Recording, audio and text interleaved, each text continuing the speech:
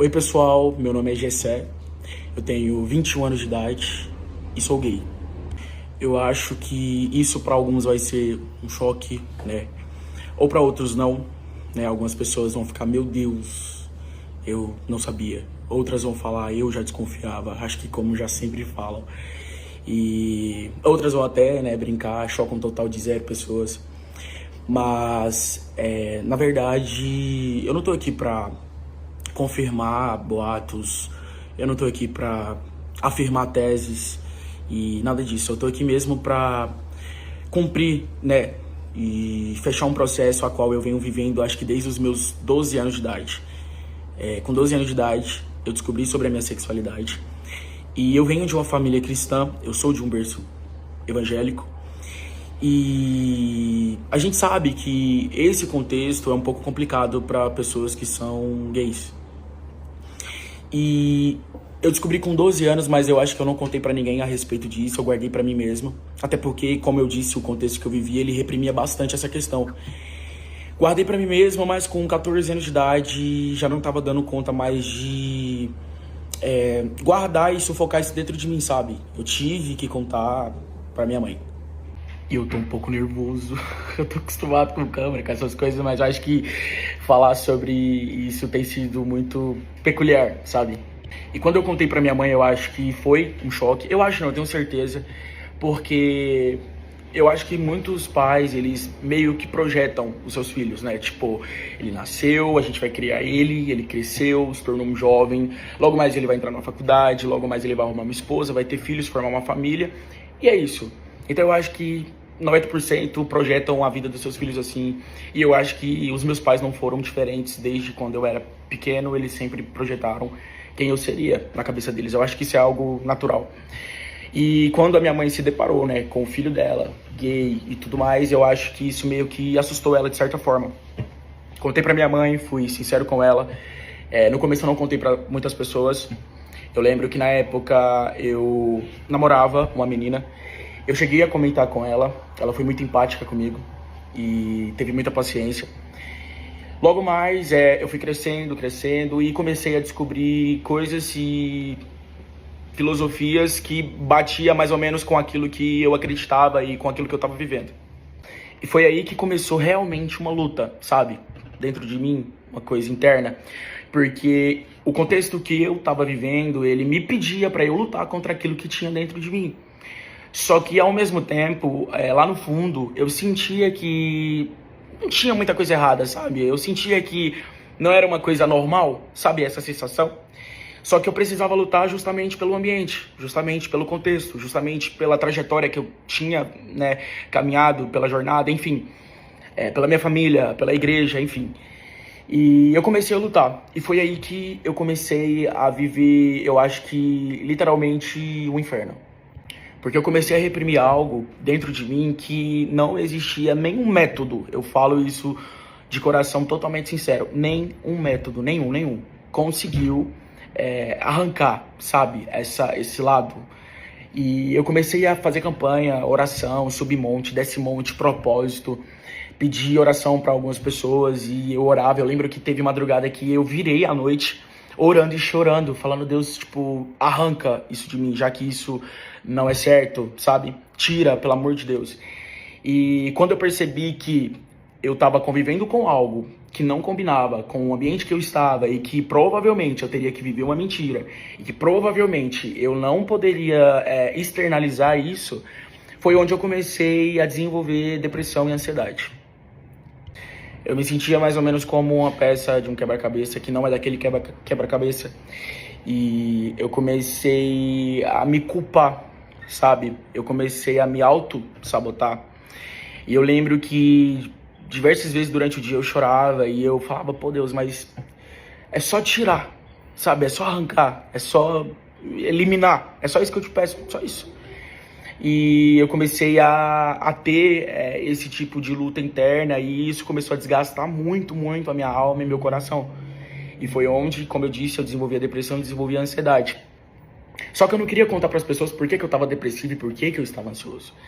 E foi onde eu comecei a me aproximar muito da questão espiritual com Jesus. Eu sempre gostei muito de compor, sempre gostei muito de escrever.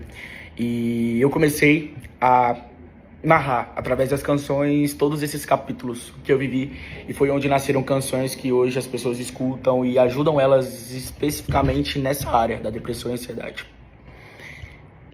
Eu acho que a virada de chave na minha vida a respeito disso, né? De eu olhar pra mim mesmo e não me sentir mais culpado, de eu olhar pra mim mesmo e não me sentir mais julgado ou autossabotado, foi quando eu tentei o suicídio, mais ou menos ali em 2020.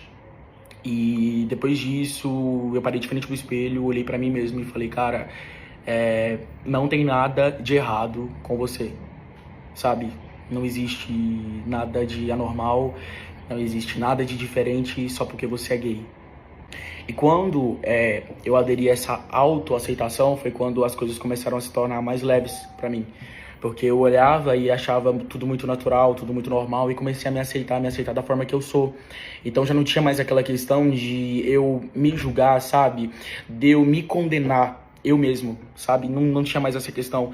E foi aonde eu comecei a trilhar um caminho, sabe? A viver um processo, abrir uma jornada, que eu acho que foi o caminho que me trouxe exatamente até aqui agora, onde eu tô. O autoconhecimento foi muito importante pra mim, sabe? Me conhecer. Eu acho que quando a gente se conhece, a gente tem certeza de quem nós somos e nada do que é externo consegue mudar aquilo que é interno dentro de nós. E foi quando eu comecei a olhar para as minhas características, foi quando eu comecei a olhar e falar, cara, tu é um cara incrível, tu é uma pessoa incrível, de um caráter incrível, de uma índole incrível, e não vai ser a sua sexualidade que vai mudar, sabe, isso. Escrevi canções que narraram, contaram em detalhes tudo que eu vivi nesse processo da autoaceitação, de até mesmo, né, da autonegação, do autojulgamento. E eu comecei a escrever nessas canções tudo aquilo que eu vivi, sabe? Tipo, tudo aquilo que... Todos os episódios que me levaram, às vezes, a querer me matar, que me levaram à depressão, que me levaram à ansiedade. E eu deixei essas canções guardadas. E ali por meados dos meus 19 anos de idade, foi quando eu comecei a enviar essas canções para algumas gravadoras. E uma dessas gravadoras pegaram as minhas composições e me fez o convite para estar cantando e interpretando essas minhas canções. Só que lá no fundo, bem no fundo, eu sabia, sabe? Que às vezes isso poderia ser uma má ideia, eu tinha muito essa sensação. Só que eu precisava tentar e eu queria muito, porque eu cresci num ambiente onde eu cantava, sabe? As pessoas chegavam pra mim e falavam, Gessé, um dia você vai cantar, um dia as pessoas vão te ouvir, vão ouvir as suas canções, o Brasil todo vai te escutar. Só que eu nunca tive muito essa questão como algo crucial, como algo essencial dentro de mim. Eu só queria produzir as minhas músicas e eu queria muito escutá-las produzidas e cantar, por exemplo, na igreja, sabe? Só isso. Mas eu acho que tudo é um propósito, realmente tinha que acontecer. Eu gravei as músicas, as pessoas escutaram e se identificaram, sabe? O Brasil todo escutou. Pessoas de diversos lugares, de diversas cidades, países me escutaram. E quando eu comecei a perceber que a área que eu mais atingia, que o lugar que eu mais chegava era aquele espaço, aquele ambiente onde existiam pessoas depressivas, ansiosas, e eu comecei a olhar o perfil dessas pessoas, eu comecei a entender praticamente tudo aquilo que estava acontecendo e tudo começou a fazer sentido para mim mais ainda. E durante esses 3 anos, né, de carreira que eu tive no meio gospel, eu tive experiências que me machucaram muito, né, mas ao mesmo tempo me forjaram, me construíram, sabe? Tipo, me deixou forte. Acho que para enfrentar esse momento que eu já visualizava lá atrás, desde os meus 12 anos. Só que eu precisava estar pronto. Pô, Gessé, você mentiu pra gente, você enganou a gente, sabe? Você viveu uma mentira, você viveu um personagem, uma fantasia, algo irreal. Não, eu simplesmente respeitei o meu tempo, eu respeitei o meu próprio espaço. E eu falei, o dia que você estiver pronto, você vai falar, você vai chegar, você vai ser sincero, você vai ser honesto. Mas primeiro eu fui honesto comigo mesmo, eu fui verdadeiro comigo mesmo, sabe? E eu sei que hoje esse é o tempo, porque eu tô preparado, sabe? Pra entender quem eu sou. Eu estou pronto para olhar para mim e me visualizar da forma que realmente eu sou, da forma que realmente eu devo ser, entende? E eu não tô aqui querendo colocar a sexualidade acima de qualquer outra coisa, não. Isso faz parte de mim como um todo, sabe? Da mesma forma que tem o meu caráter, que tem a minha índole, que tem a minha sexualidade, né? Que tem a minha essência, tem o meu talento, é tudo junto.